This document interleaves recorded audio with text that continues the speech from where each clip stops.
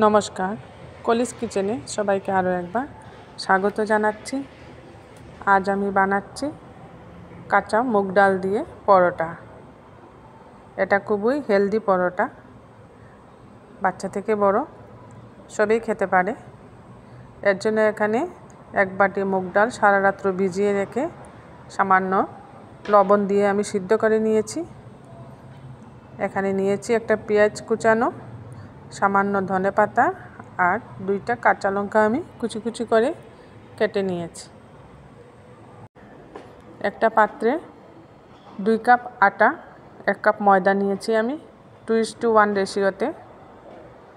এটা মেখে পরোটা বানাবো। পরিমাণ মতো লবণ দিয়ে দিয়েছি এর মধ্যে। আর কিছু গুঁড়া মশলা দেবো আমি।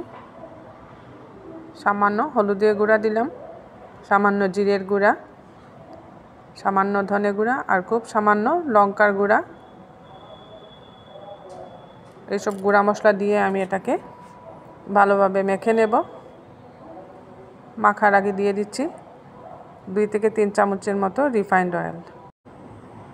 আটা আর ময়দার মিশ্রণটাকে ভালো করে মেখে নিয়েছি।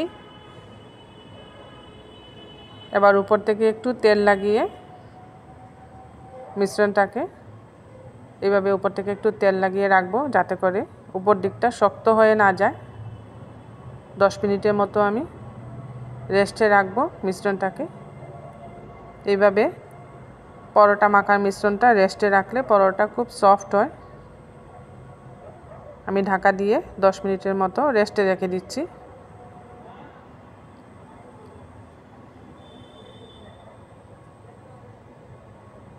এদিকে অন্য একটা পাত্রে যে ডাল সিদ্ধটা ছিল এর সাথে আমি পেঁয়াজ কুচি, ধনেপাতা কুচি, কাঁচা লঙ্কা কুচি,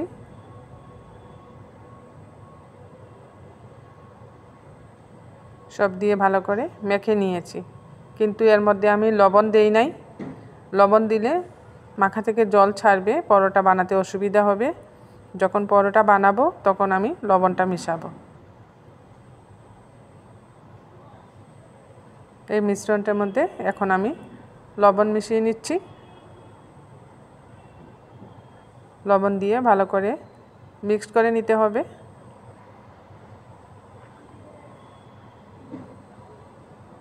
যখন পরোটা বানাবেন তখনই লবণটা দিবেন, তা না হলে জল ছাড়বে মিশ্রণ থেকে। যেহেতু পেঁয়াজ দেওয়া আছে এর মধ্যে, তখন পরোটা বানাতে খুবই অসুবিধে হবে। মশলাটা ঝরঝরে থাকবে না, শুকনাও থাকবে না, এর জন্য লবণটা পরে দিতে হয়। এইভাবে ভালো করে লবণ দিয়ে আমি মিক্সড করে নিলাম। এবার এই ঢেকে রাখা আটা থেকে লেচি কেটে নেব। দেখুন কীরকম সফট হয়েছে আটা, খুব সফট হয়েছে ঢেকে রাখার দরুন। আমি আরও একবার আটাটাকে ময়ান দিয়ে নিচ্ছি। এইভাবে ভালো করে মেখে নিচ্ছি আটাটাকে। আটা যত সফট হবে পরোটা ততই ভালো হবে খেতে, তা না হলে পরোটা শক্ত হয়ে যাবে, খেতে ভালো লাগবে না। এইভাবে একটু বড় বড় করে লেচি কাটতে হবে। আমরা যেভাবে রুটি বানাই, রুটির থেকে একটু বড় করে লেচি কেটে নিচ্ছি আমি।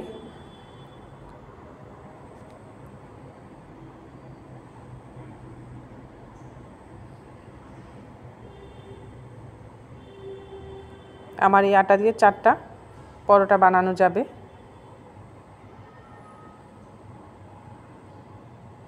এইভাবে ঢেকে রাখতে হবে, না হলে উপরের দিকটা শক্ত হয়ে আসবে, তখন পরোটাটা ভালো হবে না, ফাটা ফাটা হয়ে যাবে।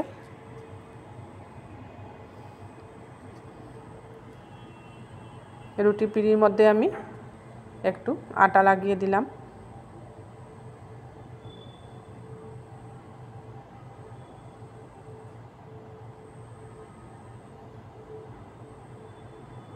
গোল করে একটু বড় করে আমি রুটি বানাচ্ছি।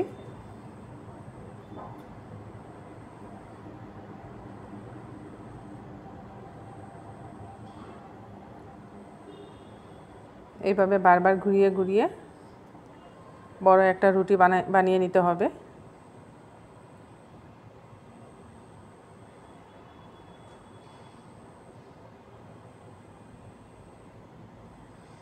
বানিয়ে রাখা এই মুগ ডালের পুরটা মধ্যে দিয়ে দিচ্ছি। কাঁচা মুগ ডাল এমনি খুবই হেলদি, ভিজিয়ে রেখে কাঁচা কাঁচা খেলেও খুব ভালো। এইভাবে একটু চামচ দিয়ে চেপে চেপে মিশ্রণটাকে আমি সব দিকে একটু চ্যাপ্টা করে নিচ্ছি।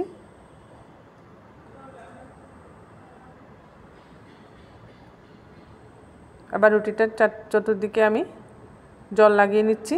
এইভাবে রুটিটা ঘুরিয়ে সব দিকে আমি জল লাগিয়ে নিলাম। এতে করে রুটি যখন আমি ফোল্ড করব খুব সুন্দরভাবে আটকে যাবে। পরোটাটা আমি একটু কোনাকুনি করে বানাচ্ছি। গোল করে বানানো যায়, স্কোয়ার করেও বানানো যায়। আজ আমি কোনাকুনি করে পরোটাটা বানাচ্ছি।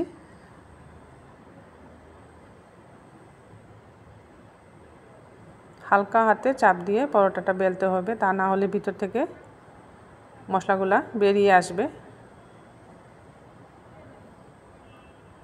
ডালটা যেহেতু সিদ্ধ করে মেখে নিয়েছি, মিক্সিতে পেস্ট করি নাই, এর জন্য একটু দানা দানা আছে ডালটা। ধীরে ধীরে চেপে চেপে রুটিটাকে বানাতে হবে।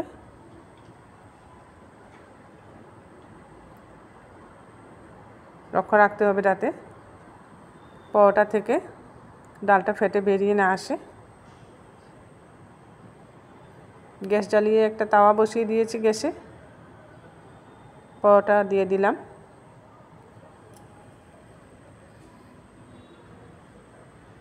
গ্যাসের হিটটা বাড়িয়ে পরোটাকে আমি সেঁকে নিচ্ছি।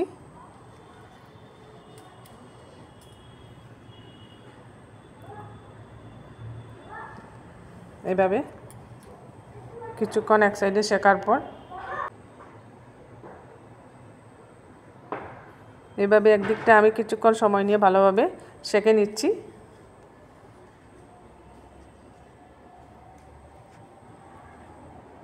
অপর দিকটা উল্টে দিলাম। গ্যাসের আঁচটা এখন কম করে দিয়েছি। এখন ধীরে ধীরে আমি উল্টে পাল্টে সেঁকে নেব।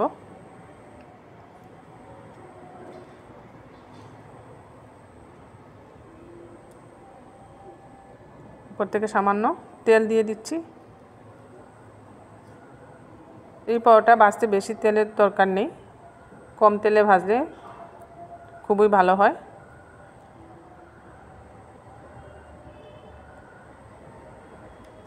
আর পরোটা কম তেলে ভাজলে স্বাস্থ্যকরও হয়। বেশি তেল খাওয়া এমনি স্বাস্থ্যের পক্ষে ভালো না।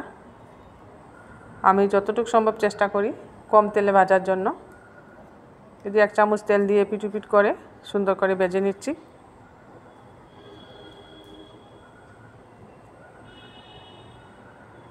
খুব সুন্দর কালার চলে এসছে পরোটার।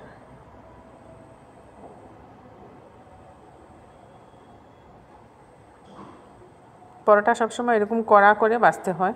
কড়া করে ভাজলে পরোটা খেতে ভালো লাগে।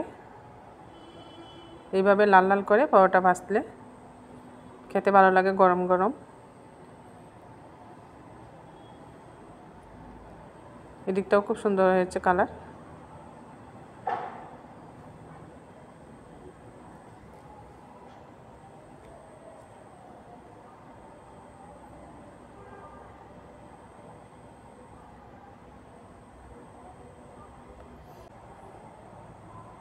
এভাবে উল্টে পাল্টে একটু সময় নিয়ে আমি লাল লাল করে পরোটাটা ভেজে নিলাম। একটা ডিশে নামিয়ে নিলাম সার্ভের জন্য। সাথে দিয়ে দিয়েছি আচার আর মেয়োনিজ।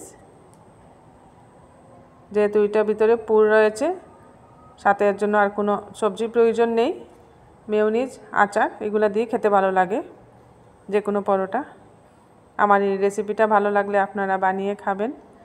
কমেন্ট, শেয়ার, সাবস্ক্রাইব করবেন আমার চ্যানেলটা।